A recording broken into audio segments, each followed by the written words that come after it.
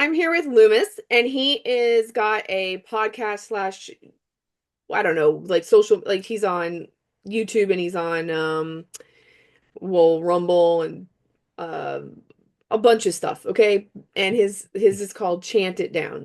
So wait, where are you on? I'm on I'm on I'm on Instagram, YouTube, Rumble, Odyssey, X. Yeah, pretty much there. That's everybody. And oh, Telegram. Yeah. Okay. Yeah, hmm and so I guess for YouTube it's Truth Filled Trajectory, Chant It Down Radio, but for everything else it's Chant It Down Radio. Yes, correct. Yep. Okay, cool.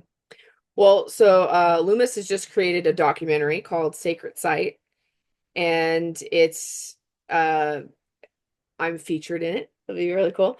And like we're going to show the trailer right now, which is really cool. And then we'll talk about it in a second. Sounds good. Could this be all there is to our existence? Was there an ancient global civilization older than recorded history? The civilizations that we now attribute to the creation of all of these sites are more likely inheritors. This is one of several alleged pyramid sites here in Hawaii. You know, there's stuff that exists in the time before time. And I think the time before time is prior to the last cataclysm. Is there an entire missing chunk of Earth's history being hidden from us? Whoever is in control of it has motivations for us not to know what's really gone on. And I think when we see narrative control, it's like a red flag saying there's something to see here. A large portion of archaeologists sadly are paid narrative pushers, and they are not paid to discover or uncover. Because the truth is hidden from us, we have to uncover those answers for ourselves. Here we are in Bosnia. I sent this to a geologist, and his opinion was it was cut. I think the reason that our true history is hidden from us is to keep us in a state of ignorance, to keep us from uncovering our history, our truth. That is why the Smithsonian hides all this shit. That is why they give us a false timeline. You can control people better. Control the past means you can control the present. We're born into like a rocket ship, and they've taken away the owner's manual intentionally. This problem nowadays is more or less always an alleged mass shooting, an alleged terror attack, an alleged financial crash, or a virus. What they give us is mind control, and what we do is accept it. So I think if you can see the same policies being used to manage human populations, to me that suggests an unbroken presence giving the same advice. In human history, the standard of liberty isn't that common, really. And going back in human history, it's a slavery issue that goes back through the beginning of time. So now it's the pivot, and we're here. This is as far as we can go on the track.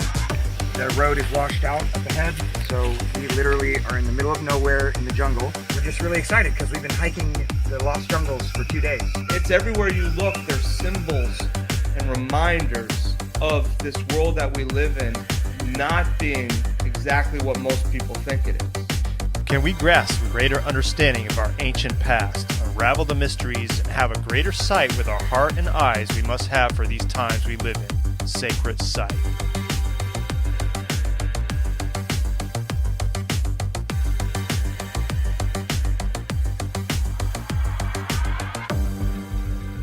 All right, Seb, where are we going? Looking for a pyramid.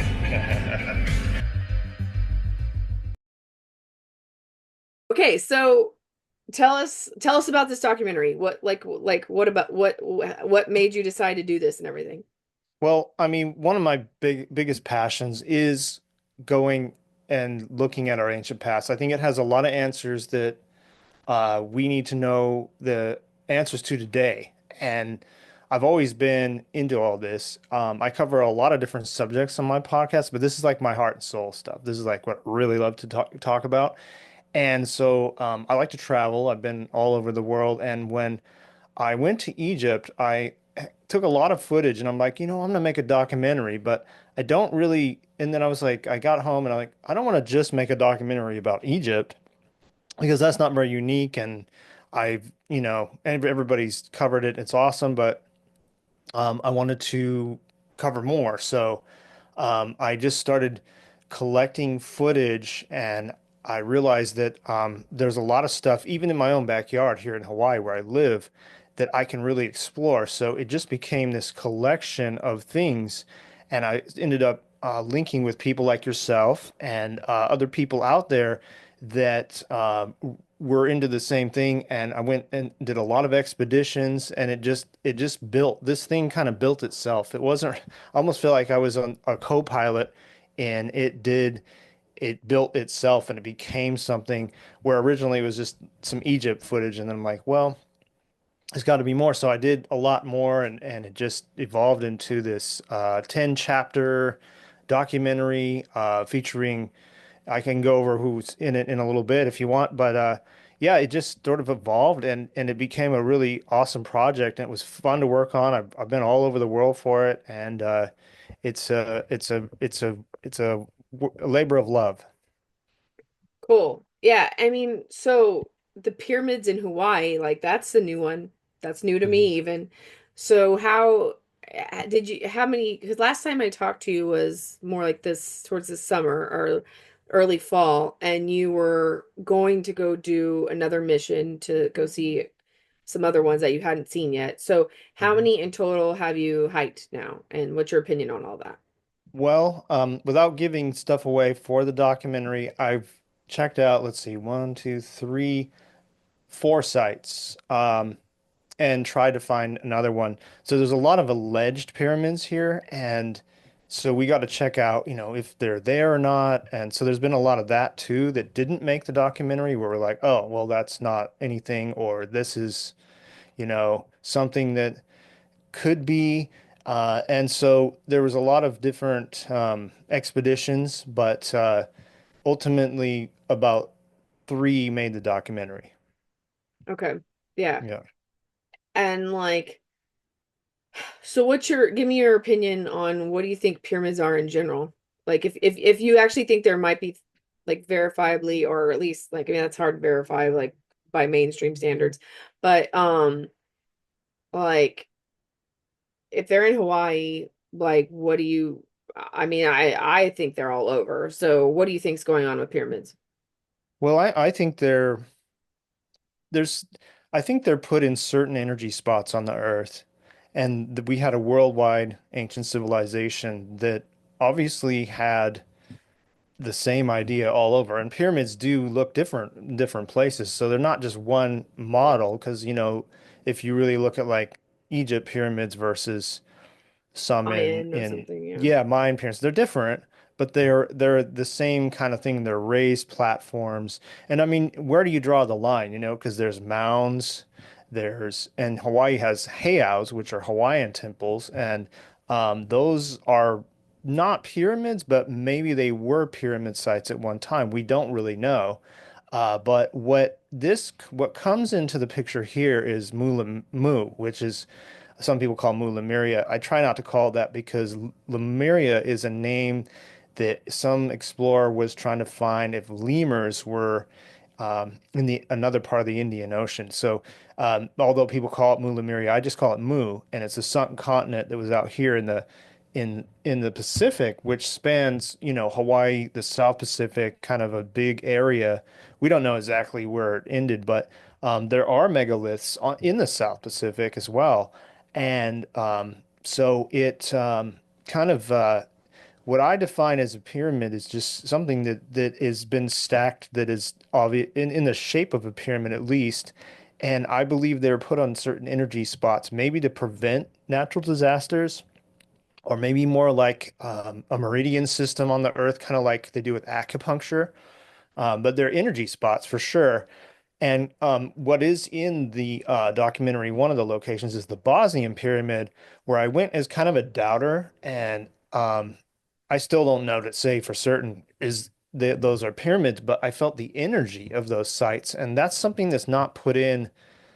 Archaeologists don't go there with that. They don't go to the energy part of things, and the anomalies of magnetic anomalies and stuff like that. So when I went there, I really felt the energy, like, and I wasn't trying to feel the energy. So um, I believe these are energy sites. Some might be turned off. Like I never felt that energy at Giza pyramids and other places I've been, but it seems to me that there's spots that they're strategically put. And out here in Hawaii, what that means too is it means that even the most isolated island chain in the world was part of this lost ancient civilization. Yeah, and like it's funny because I was thinking there's this concept of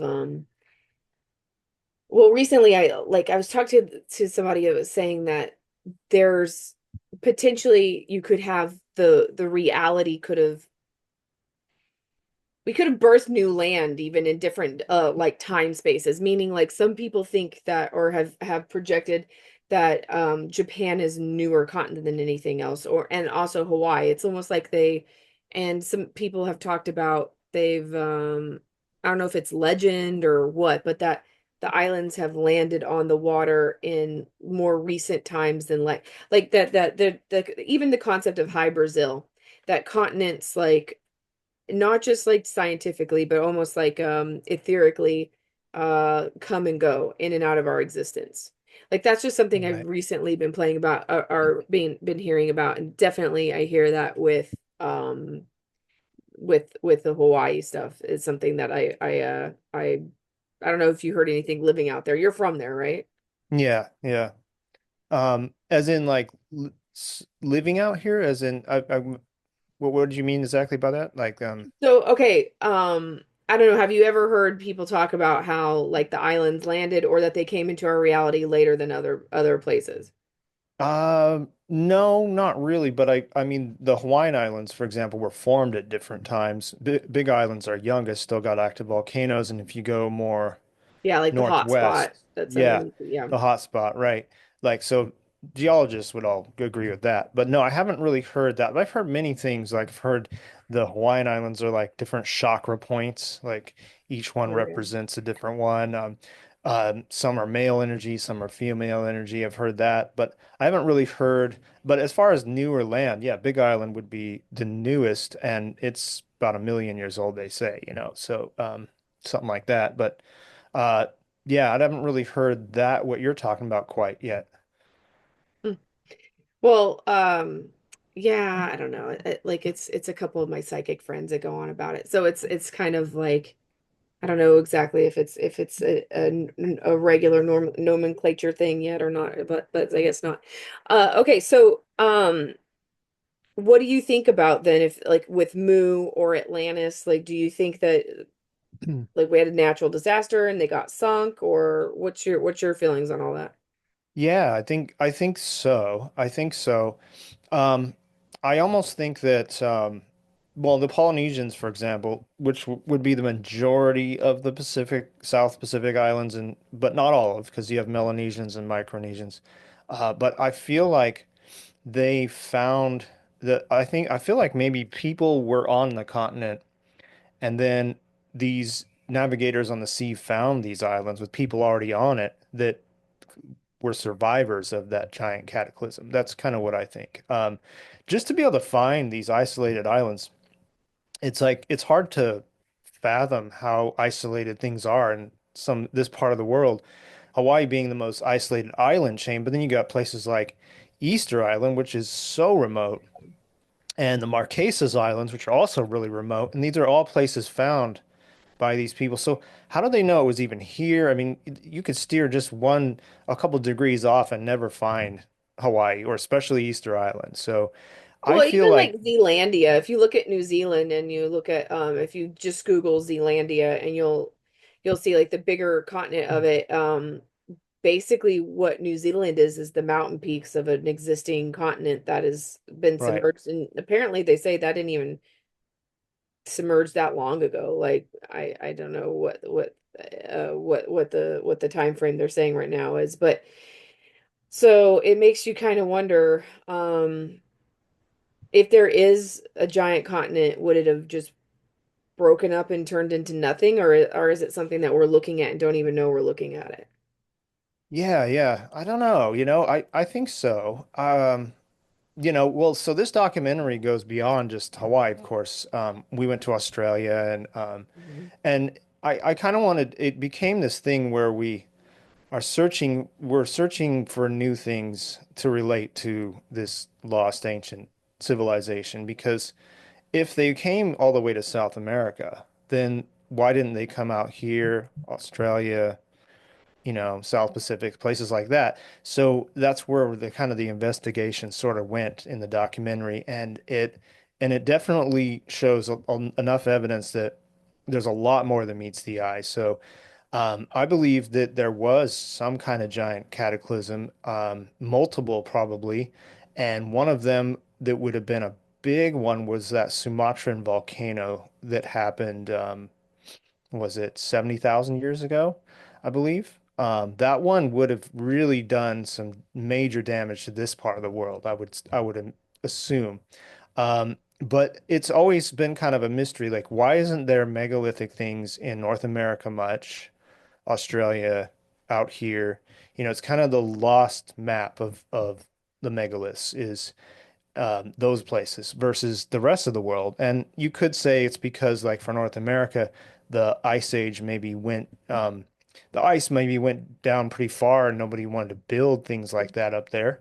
But we were looking also before the ice age, so it's just like I've been wanting to, and there is things like the Sage Wall in Montana. There's starting to be things that emerge that could be part of this. So it definitely is very intriguing, and it keeps my mind going all the time. Well, I mean, yeah, you have Sage Wall, you have like Rock Wall, you have Right. Mike from Wandering Wolf Productions has done some stuff in like Nova Scotia and found And some he's in the interesting. documentary too. So yeah. Yeah, and he's done a lot of work in that area. I mean, I just last month I went to America's Stonehenge in well, near Boston.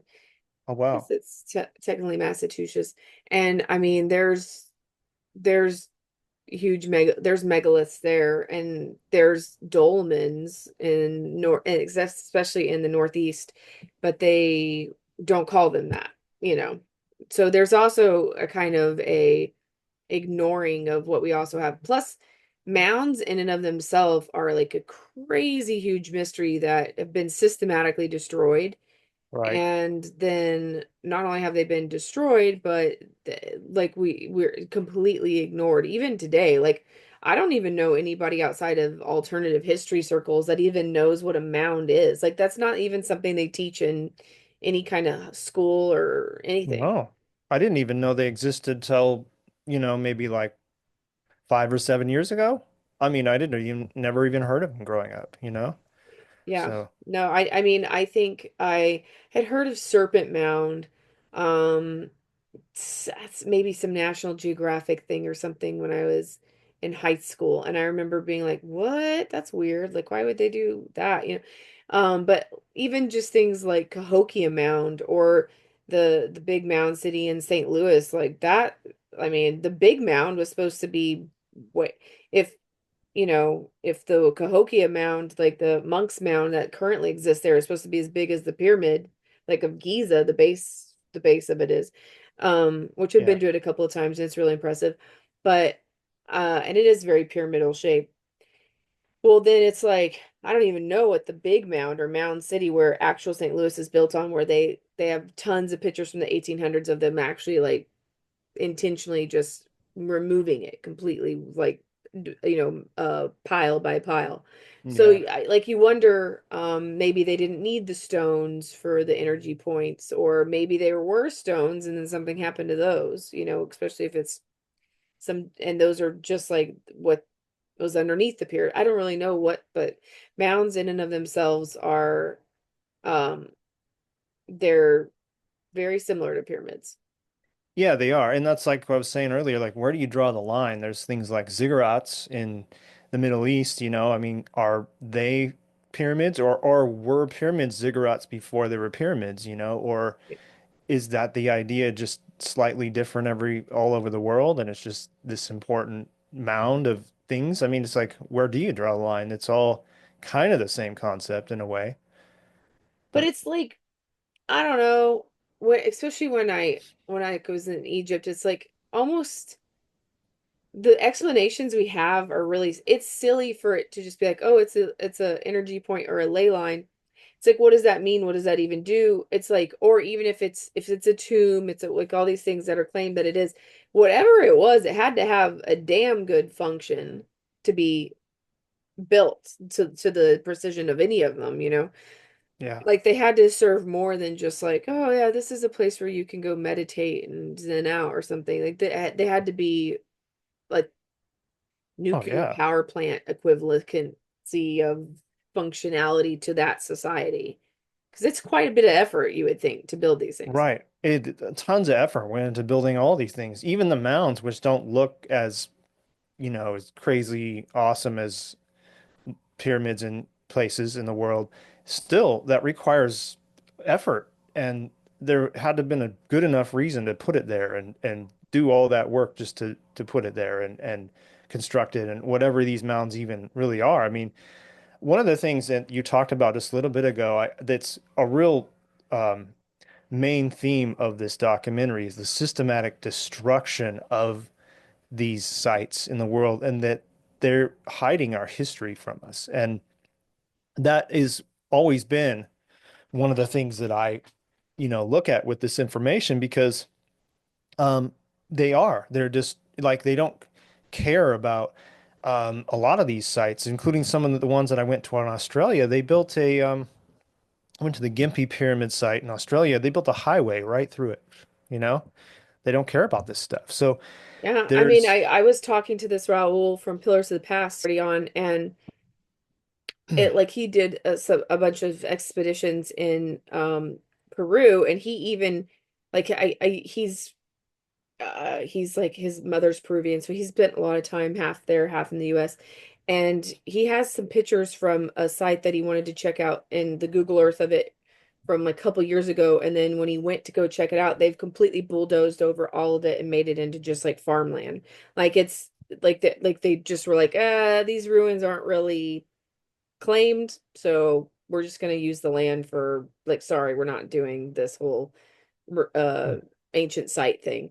It's very bizarre, like the systematic destruction. I mean, and even if I always thought it was really curious, like, in Afghanistan, like the biggest Buddha in the world, they just blew that up during the oh yeah, like some of these wars, like I think they really are actually like Iraq war and stuff, like they go and the Sumerian all the yeah, big sculptures, they go and like blow those up for I mean, the thing is like if you say things like they'll be like, oh, it's the it's like the Muslim regime like wanting to get rid of the iconoclast stuff.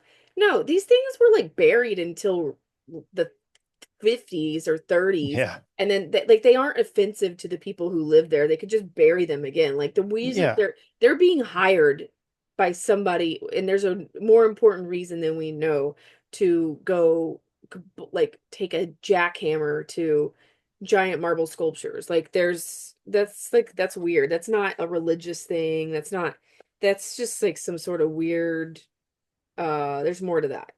Oh yeah, yeah, there is. And the fact that well, I know personally, actually, I have a friend of a friend who went to the Iraq War and he was told to stand guard while they raided a museum and stuff like that. It's like, well, why were they doing that? And or you could even go into like what's happened at Göbekli Tepe where the World Economic Forum had olive trees planted over sites so Mm. the site so they can't, and they wanted to halt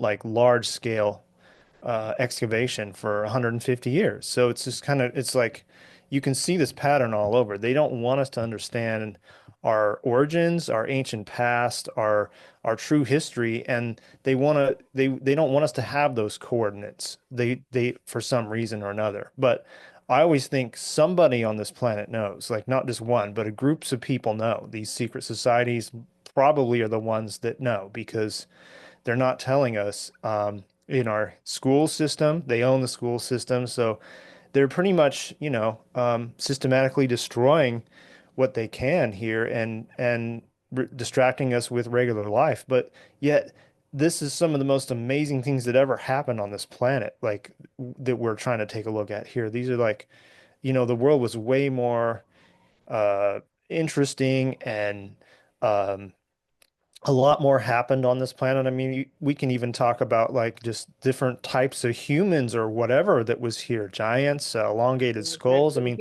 they people. were all existing with us here as Homo sapiens sapiens. So what's that all about, you know? Well, and that's the thing is like I and I think I think I might have alluded to this last time that we talked on your podcast, but and I would like to hear what you ultimately think is going on. But for me, I like my mind almost goes to a well, like they okay, so whoever did this situation, this isn't like a and you'll have somebody who'll be like, oh, there's a guy who made one in his backyard for, and he just did with a chisel and hammer and maybe a couple of power tools. Like, it took him 10 years. Like, okay, no. Like, these No. weigh more than, whatever, like SUVs or sometimes some of these stones even weigh more than airplanes. So, okay, um, this is and the way this is done and the prevalency and the intricacy of like like a lot of the features, it wasn't hard for them to do this, right? So this is part of like their whether you're in Greece or Peru or Easter Island or Egypt or wherever, like there are features there are found like polygonal, megalithic stone, mortarless precision. You have nubs, you have like Mhm. different scraping and scooping and that can be found all over the planet. And I just am going like okay, so you don't build this and then just get like wiped out by the climate change and then like we're here chilling like villains like and everybody else is gone. Like I almost feel like there was more systematic destruction and that we're systematically placed here in some kind of way. And for I also go down the rabbit hole of thinking that whoever built these isn't really gone and maybe they actually control us. And maybe they don't want everything because it's such a benign thing to so what if we know there were so what if every school kid knows that there was some lost technology that built these or that these are Right. significant or that giants or that they had a way to move things with sound or I don't know whatever people's theories are or aren't. Who cares? Like nobody would be like, "Oh shit, life is over. I can't deal with it now that so I kind of feel like there's something more going on and I like the longer I've been in this rabbit hole, the more I'm just going like it's almost like they don't want us to know about them. Yeah, I think so. I don't think they want us to have the vital coordinates to our ancient past. I don't think they want us to um, understand that this world had much more. And I mean, this is what really set me off like a long time ago. And this is high school, after high school, is that I walked around and I had this weird realization, and it's hard to make it sound very amazing, but I just thought this is all we do. This is all we do is we go to work every day. Like th this is Yeah. it. This is our The reality. It slavery like hit system. me really hard. And that set me off on the path that, later led to my podcast and doing this and all this stuff is because I'm like, there's got to be more. There's got to be more to this reality. And there is. And we're not allowed to know. Well, it's like we're not allowed to put all this together in the way that, I mean, all of us kind of bank off Graham Hancock's ideas in some way or form of putting this together like that, I suppose. But like this is it, you could come up with that yourself by just spending time at these sites. Like obviously, some high technology built this, and it wasn't just for tombs and like for the pyramids or just for fun. They just wanted to put this wall right here. No, there's deep meanings behind this because this took a hell of a lot of effort, especially like the rocks behind you there. Is that Sacsayhuaman? I think it is. Yeah, it's Or actually one of them, yeah. yeah, I mean that's just incredibly insane. Like when you go there, it's just like, whoa, how the hell did they really do this? We're not being told these things, and schools won't tell us. And it doesn't, it's not even in the Bible either. So it's kind of like this third road we take here to kind of put all this together, but it's there, yet nobody's talking about it. I mean, just a few of us anyway. Yeah, and the thing is like it doesn't lie. It's No. not Like the stones cannot lie to you, and they really are there. But what I am finding, what we're about to run into that might be really scary is like I've seen these people online are pissing me off because they're putting AI megalithic sites that don't exist. And I'll be Oh like, yeah. "Oh, where is that? That's cool. Like I haven't seen that one before." And then I'll just like Google reverse image search and it doesn't exist. And I'm like, "Oh, okay. They're AI putting like so it's one of those things where it's going to become at some point in the future, it might become unreliable what you even see online about these things. You really have to figure out and go boots on the ground your own self to know what's actually there or not. That's going to be scary when that happens. But I mean, it's very fastly approaching, I think. Yeah, but you know what's good though is like people like you and I and a lot of the people I have on the documentary, we are people that want to go to these places ourselves and see it ourselves, and we are people that want to explore and find new sites and find, and that's kind of really what it takes. It takes us being curious enough and motivated enough to actually go, whoa. I wonder what's over there. Is that mountain actually a pyramid? I mean, who's ever looked? Who's ever thought about it? You know, things like that. So it takes people like us to kind of change this, and I think that's well, that's what I put in the documentary, but that's what I like about all this. It's like people are like, oh, okay, well, I'm going to put in the extra effort and climb that mountain and see if it is an actual pyramid, or I'm going to uncover this looks like a rock wall and bushes. I'm going to uncover it and see what that is. You know, that kind of curiosity should have never left humanity, and so I like being able to be part of that, you know. So what's your thoughts on like the kind of concept of like NPC or like a just a, not like a filler person or like why do you think so many people are so uninterested? I just don't think they have priorities. They're distracted. I feel like humans are programmable. So however they're raised, they become what their parents put into them and the system puts into them.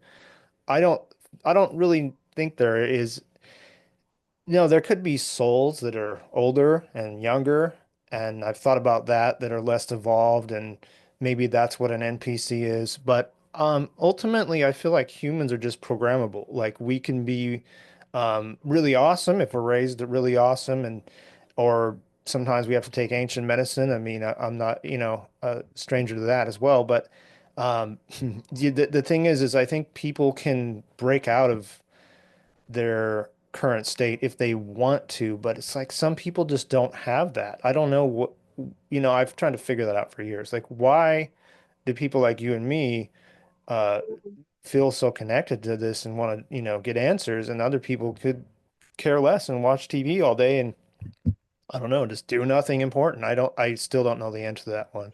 And for me, I Yeah, can even articulately explain the nuances of something like this to people, and they'll be like, "Oh, you're so smart," or "That's like really cool. It's really good that you're interested in that." But that doesn't like translate to they're gonna go read a book about it, or they're gonna go to a site, or exactly. they're just like, "Oh yeah, that's cool. That's interesting. Yeah, That's funny. So I told this girl, uh, I was like, yeah, I'm going on an expedition I think, to the Big Island to try to find a pyramid. She goes, ooh, spooky. I'm like, spooky? not wrong." It's like, okay, that's like, what's that it's supposed to mean? It's just like, okay, that's definitely not your interest, obviously, but you know, Yeah. yeah, Yeah, I mean, yeah, I'm a flight attendant and I meet all kinds of crazy people or whatever. I used to never say crap about this stuff to anybody like yeah. that, like stranger people, because like they'll just be like, whatever. I just didn't want to deal with it. And then now I'm just kind of like, meh, yeah, like so, like if you're sitting on the jump seat confessional next to some person you're gonna fly with for 3 days, it'll be like, so what do you do? I'll be like, oh, well, I'm interested in this, and I'll go on and I'll teach them all this stuff. But and every once in a while somebody will be like, oh, that's it, cool, and then they'll join my channel and it'll be a thing. But most of the time it's just like I get blank stares of that's the most boring thing I've ever heard of in my entire life. And I just don't, I mean, it's cool because everybody has different interests in the world, right? But at Yeah. the same time, I do feel like as a whole, we're a limited number of people who are ever going to be completely interested in this stuff. Um, because yeah, like I think there's a lot of people who are uncurious about their existence. Yeah. Yeah, it is true. And some of the other stuff I cover on my podcast is like um some people just don't want to go down. I know it's like some things are kind of depressing. I get that. This stuff's not depressing. So Yeah. since to me like I don't really even want to talk about global conspiracies and stuff. I cover it because I want people to be aware of the time we're living in and yeah, all that stuff. But this stuff is fun. So it doesn't invoke like gloom and doom. It shows that we came from there's a missing chapter of our history that we really need to know about. And to me, that's exciting and amazing. And uh, I don't know. I don't know where people the disconnect is there, but I guess it's just people are too distracted. I couldn't tell you. This again comes back to how people are raised and what they're told is important, I guess. I don't Hmm. know. So what who do you think what agenda do you think that they want to destroy this stuff for? Um, Yeah, I mean, I wish I had the answer totally, but that's obviously happening. And I feel like they just want us to go to work every day, conform to society, and I don't know, join the next phase of technology that gets us totally engulfed in it. I guess I think it's just they don't want us to line up the fact that Earth was a much more amazing and miraculous um and it much more happened on this planet than just going to work every day. And that's kind of what I was alluding to earlier. It's just like when I got out of high school, I knew there was something wrong here. We can't just only go to work every day. And so I think we're a species that um, doesn't have coordinates to our past, and therefore I think it contributes to a lot of the problems in our society. It's like we have abandonment issues because we really don't know our human origins. Like, I don't know if you've ever gone down and looked at Lloyd Pye's work or not, but I like his work in human origins. He really tears apart the theory of evolution, and yet he's searching for the truth, goes to the tablets of ancient tablets. So that kind of stuff is like, wow, like it rings true to me that there's so much more. And if there's so much more, then why are we always focused on this? So again, they just want us to focus on a small reality and just basically use us up like batteries, basically, like movies like Matrix say and other places, they want our energy in one place and not in wonder. And that even goes back to the school system. They take away your imagination when you're like 5 years old, and all this stuff that some of us still must have our imagination. In other words, a way to want to explore that is not in a lot of people. Yeah, I think there's so much truth in everything you just said. But I like and even beyond evolution for me, I feel like you have the Big Bang doesn't even make sense. Like No. even like you it's like you have to give that whole I don't know who said it, if it's Alan Watts or something, but it's like give me one miracle and then everything else will make sense. It's like you just have to have matter that is just in existence, just as in existence and floating around and then explodes, and that's how you have the Big Bang that this all came from. Even that is like, yeah, but how did the matter get there? Like, how did the things Yeah. there's a certain level of like that. Even as a child, I thought that was the most flawed concept in the world. So, um, it's weird because you can't use that as your basis for how existence exists at all, and it has flaws in it, and then build on.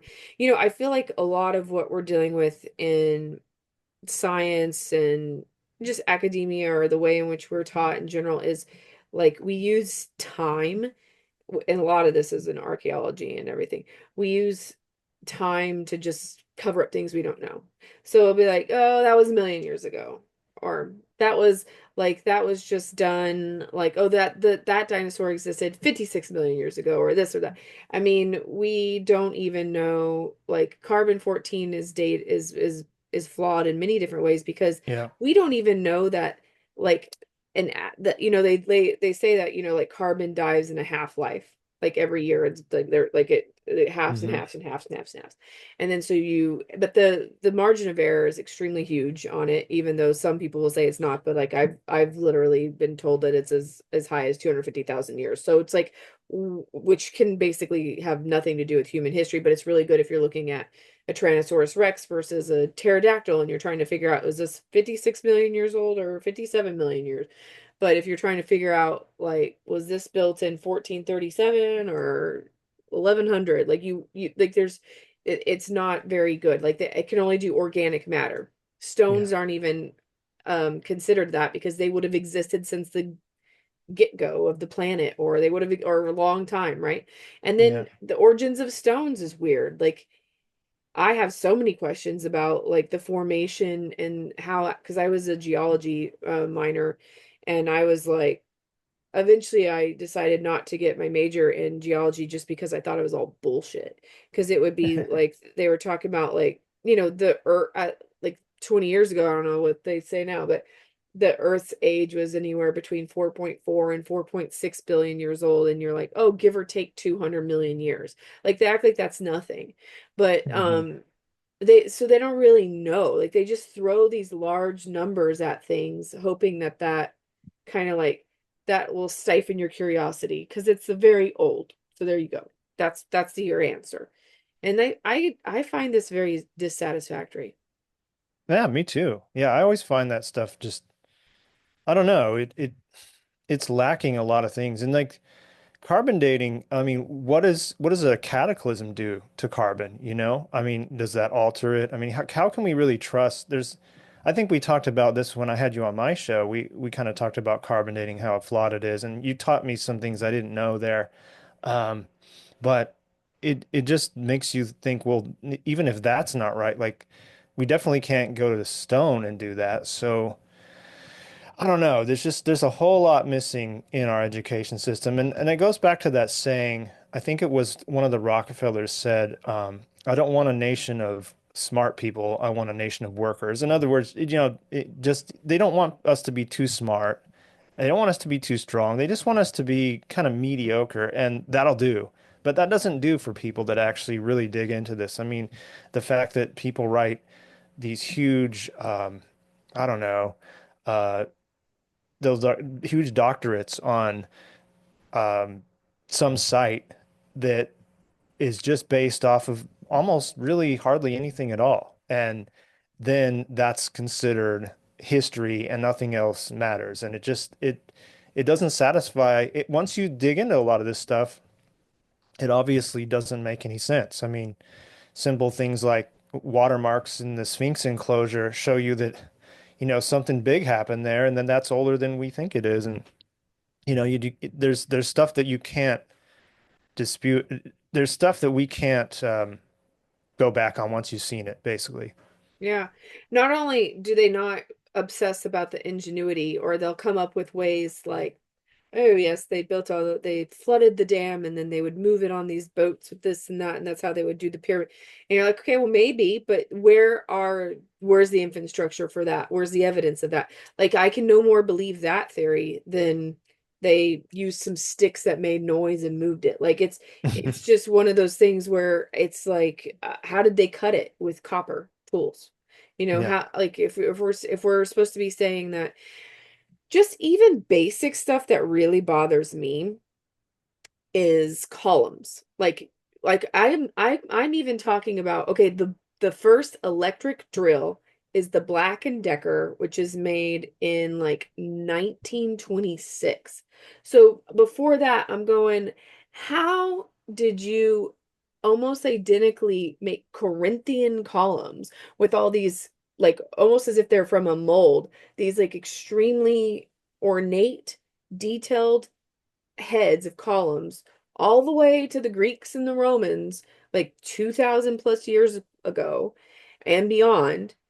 And then you they like I'm sure there might be flaws in them or whatever, but like from to the eye, from the to the naked eye standing down, they look identical.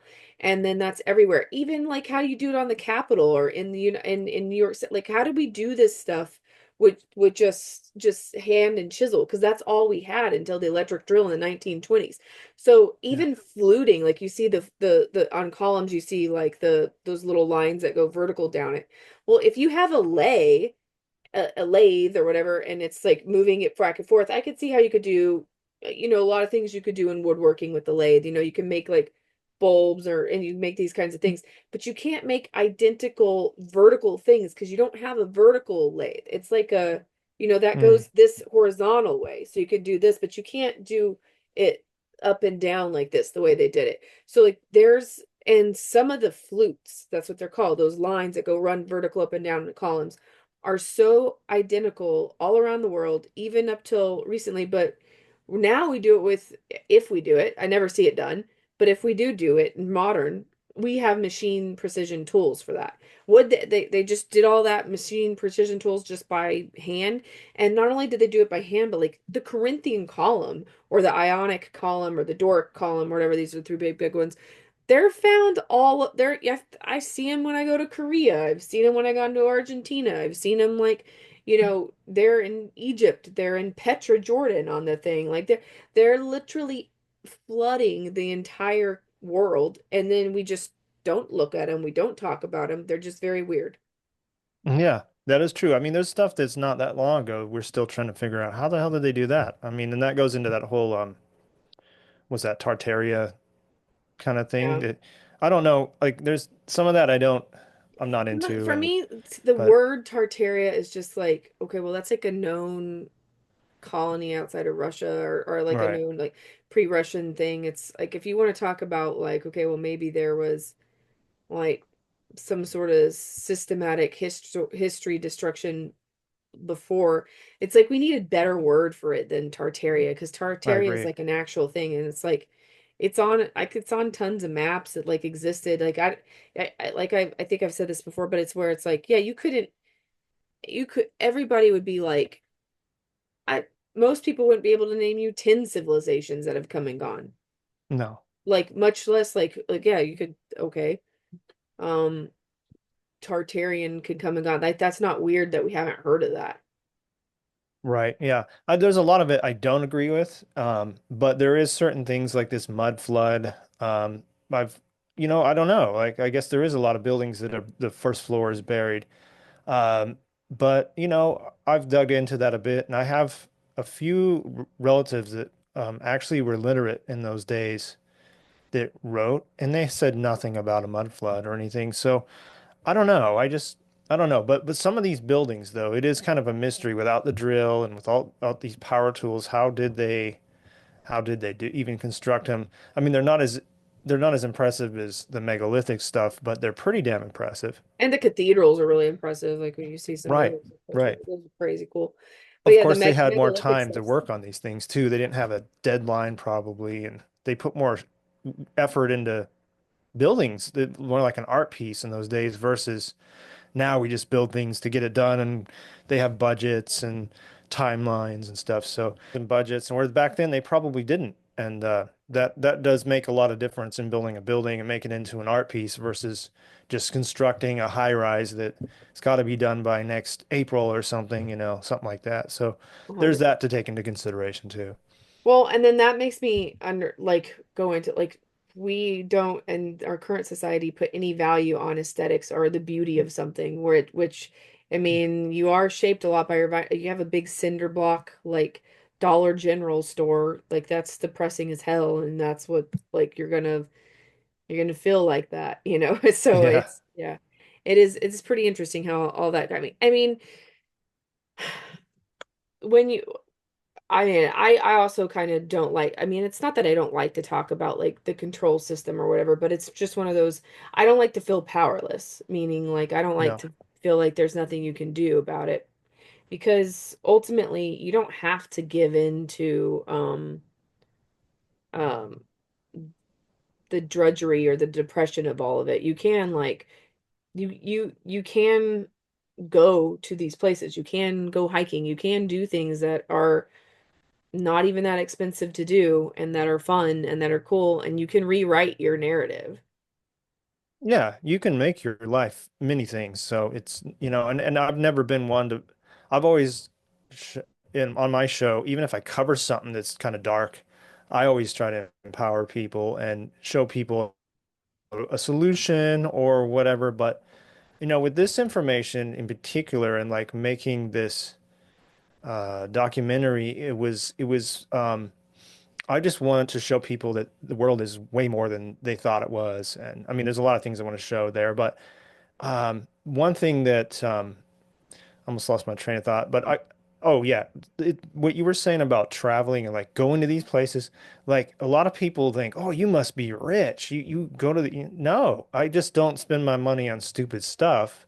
I don't spend my money on going out and going to restaurants and paying too much money or buying new clothes all the time. And, it's like I just save my money to do these kind of things. And you can too. It's just, you just have to, do it. And I like to always tell people that because, like, it sometimes it's just as hard. The hardest thing is just clicking the button to say, okay, I'm gonna buy this ticket. And then once you do it, it's set into place and you just go. Once you commit to going and then you're gonna go. And it's sad to me that an average American doesn't leave 500 miles from where they're born. And that seems to be a big problem in America because it's kind of an insular culture. I find that people don't really leave their comfort zone much and see new things, but they can. And if you make it effort, you'll be amazed by how different a place is that you visit than you thought it was going to be. Um, that how nice people are and how amazing this planet is. And just to stay in one place it's beyond me. I don't know why people get that way, but it's too bad, especially American culture. And you've probably noticed that too in all your travels. Yeah, I mean, I don't know if other places, I mean, it feels like Australians go everywhere and Europeans, but most people, like when I'm in South America and stuff, nobody, they can never leave. They don't No, have they the can't money to afford it. leave. They can afford to leave. Yeah. So I mean, the fact that you're even, if you do happen to live in a country that like, you know, you have the ability to freely travel with your passport and or that you make enough money that you're, I mean, half these people, places that I go, especially in like Latin American countries or like Central America or South America, it's like they their currency loses at least 1/4 to 1/20th, depending on where you're at. When they come to somewhere like say if they came to the US, like they could never take a trip to the US because it would cost them like a year's salary. Oh And yeah. it's so, I mean, we're really privileged to be able to even like go to have the ability to go and then nobody takes advantage of it. It's weird. Yeah, Most I know. people do, but I mean, not as many as I feel like should. Because we Yeah. might not always have this. Like, first of all, passports are even a new concept post World War II. So, I mean, we are getting more and more clamped down on the longer things go on, and you never know what's coming. Like, I mean, I don't know, not to be so doom and gloom, but like there could be a day where they don't allow air travel anymore, or Yep. they'll go like, oh, it's for the green project or it's too environmentally unsafe, so now you are not allowed to go more than 500 miles from your house. Like they and Yep. that could happen at some point. So They would like to do that. I know that. They definitely would. I saw a documentary last year. Um, God, I can't remember it, but it was basically about it's the world has too much tourism. And I was like, something was rubbing me the wrong way. And then I got further into it and I was like, yeah, okay, they're pushing an agenda not to travel and that tourists are bad and that seeing the world is, better from your computer. And I was like, wow, that sucks, So they are definitely trying to push that with green agendas and stuff. So take advantage now for sure, because who knows what's going to happen in the future. Things are kind of scary, yeah, unfortunately. yeah, for Unstable, real let's though. just I say. mean, Yeah. unfortunately, that's how it is. I mean, like in the documentary, how far do you go down? Do you go down any of that? Like rabbit hole, or what do you kind of go down? Like, how does the trajectory of the whole documentary go? Well, so this is it builds. So we kind of start. So I go to locations. I should just go over the locations I go to in the film. Egypt, Peru, but actually via your Peruvian videos, because I didn't take any when I went there a long time ago. So thank you for that, sharing some of those videos.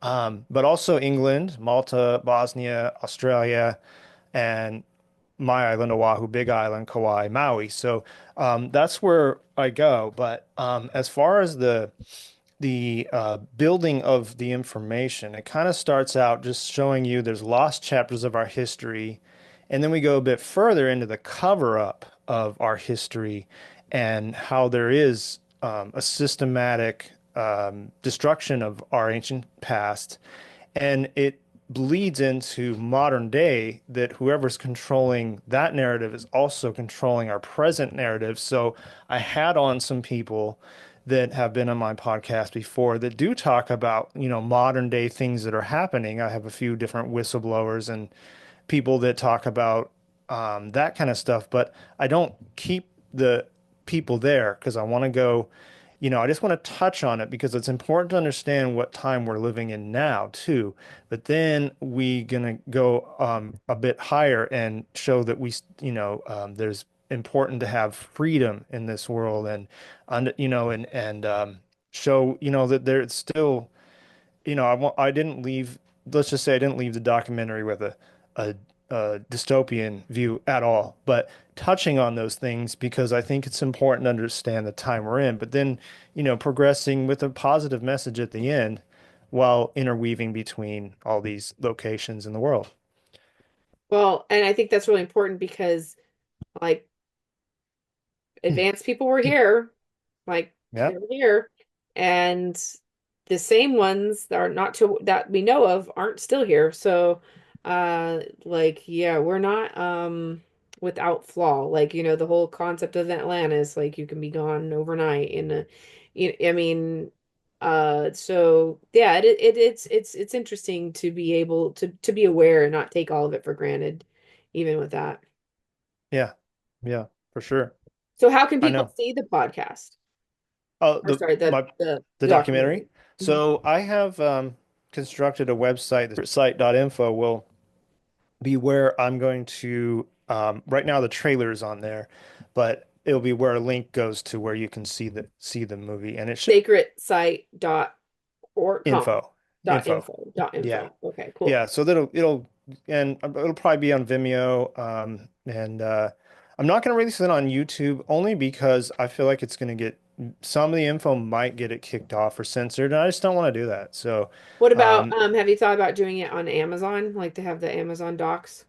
Yeah, and I might even try to put it on Tubi, and we'll see where it can go, and let's see what they say about their guidelines, right? But I don't cover anything like too controversial or anything, but enough that it might be skirting the edge of censorship. So I just figure if I put it somewhere where it's safe enough, and plus, like I don't feel like on YouTube you can get enough appreciation, sometimes for things. There's a lot of people that are just assholes on there to be honest and comment and it's like I don't really feel like a movie worked hard on deserves to be on YouTube sometimes, but we'll see what Yeah, when I agree with you. And yeah. honestly, like like I took a I've been you've been going for 11 years, right? I've been going for 6 years. Okay. And I almost basically took last year off because it was just I got to a point where I was like, it's a lot of effort for not a lot of reward. And the other thing is that just uh I hope it's bots. I really hope it is bots because people are so damn cruel, especially on my Hmm. YouTube comments. Like there's so many, I'm gonna start just leaving them up.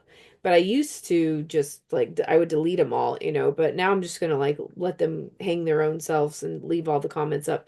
But it's just like the effort that they spend to even do that. I literally hope they're bots. Yeah, me too. I've dealt with some comments actually lately. I'm like, wow, like why would you spend the time to even do that. doing Yeah. that, just yeah, something's wrong. I don't know. There's a lot I wrong do with feel like humanity. you're particularly shadow banned because I even if you put chant it down radio in YouTube, nothing comes up. Wow. Yeah. So I have been, and I've had people on my show because I talk about a lot of different subjects and sometimes some stuff that they don't want you to talk about. And I've been had a lot of warnings, and videos taken off. So I wouldn't Do they doubt that I'm still shadow care banned. about the jab or whatever? They still care? Um, yeah, I think they do. Yeah. But I'm not positive. I haven't talked about it in a while on YouTube. I just kind of stayed away. If it's not on YouTube of mine, which is most things, then it's going to be on Rumble. So that's where things I seem to literally stay. had one about shadow work and how to like do like like self-healing shadow work stuff. Pretty benign. And then they Yeah. said that I got a strike for that and taken off. But first of all, they gave me a strike last year for it, and it was from 5 years ago. And it was like and I appealed it, and then it said I was abusive in it. And I went back and watched it. It was like the most like love and light BS thing. I was kind of going like, are they just gonna? And then I just thought for a while there, okay, they're just. And I got another strike for. I had a CIA agent lady who came on and talked about like an implant that they had put in her and this kind of stuff. Whoa. And they completely erased her. She had 3-part interview with me, and they erased all of them. And and then I got a strike for just one, but the other ones were taken down. And then I was down to where like if I got another thing I was going to be kicked off. Like I had to be very careful. So I just was like, I'm not making videos right now. Yeah. It sucks that way. Um, I mean, it really does. It's too bad. But Yeah, but they went back into my backlog. It wasn't even new stuff I had done. yeah, I had something kicked off for, oh, what was it? I don't remember now, but it just something I was like, that one? They threw that one off? I was like, why not this one, But Right. they decided to do that. I don't know. Yeah. But I should mention on the documentary who's in it too, just so people Okay, yeah. know. I just before I forget, I have Triffin, who is the host of Unlocking the Code, and actually he's in it as far as I visited down in Australia, and we did a couple expeditions together. My friend Zach Royer on Big Island, and Seb Land also on Big Island. Mike Collins of Wandering Wolf, yourself, Nikkianajones, Ole Demigard, who is a expert whistleblower and truth seeker, William Ramsey, who is digs into a lot of stuff, Sean McCann, Wake the Dead podcast, Paul Anthony Wallace, Bob Tuskin, Heather Arnold, who you actually introduced me to, and my friend Double A, and just a bit of myself. So that's who's in it, and it's like kind of all walks of life are there to kind of give you a lot of different angles of our world. And all those people may not even sit down in the same room and necessarily get along, but that's what I kind of like because it gives you a lot of different perspectives on a lot of things. So that's who's in it is all those people. So Cool. All right, yeah. well, cool. Like I think we'll have people go watch it, and then tell us a little bit more about like how to find you and your show. So any podcast player, Chant It Down. This will be my 12th year coming up on Chant It Down, and I've mainly done podcasts for many years, but you can find me Rumble, um, Instagram. I'm not big on social media. I should be bigger, but kind of just sort of lazy about it, I guess. Yeah. Actually, just don't have time. So, and like you say, it's a lot of work for very little reward. These are labors of love that we do. So, hopefully, the documentary is more than that. I hope a lot of people go and watch it because this is kind of the next phase for me in my life, and it opens up a lot of doors for everybody that's in it too. So, I hope everybody comes and supports and checks it out. Chant it down. I mean, sacredsite.info. Chantitdownradio.com is my regular website. Right. Okay. Although Cool. it'll take you right now, as it's recording, it's not, but it will be again. Yeah. So, is there anything that I didn't hit on that you might want to leave anybody with? Uh, hmm. You know, I guess basically it's just about uncovering this ancient past that has been hidden from us, finding new sites, uncovering the present situation we're in. It's a double entendre. It's about having this sacred site with your eyes to really understand the world we live in. And it's just basically, it'll be fun for anyone who's interested in this, but I think also it'll be fun for anyone who isn't because they're going to learn a lot, or maybe they're going to learn more about our situation in present time too. There's going to be people even that are in the documentary. They're going to learn from one side or the other of different things that are in it. So I think it's going to be good for everybody to learn some things and come along. It'll ignite the exploring adventure side of anybody who. Listen, we're like machete chopping trails and going into deep spots where no one ever goes to. So it brings in that side of exploration that I always had as a kid. Kind of brought me back to that. So it's fun. Well, I love that, and like the kind of like Hawaiian pyramids sold to America. You got me. I can't wait to watch it when it comes out. So yeah, Lewis, we will have to have you on again. This was super fun, Yeah. and yeah, thank All you. right. Thanks for having me on, and thanks for being in the documentary and helping contribute with all your footages and stuff. And great talking with you. Yeah, no problem. Sounds good. All All right. right, we'll talk soon. Okay. Bye bye. Bye.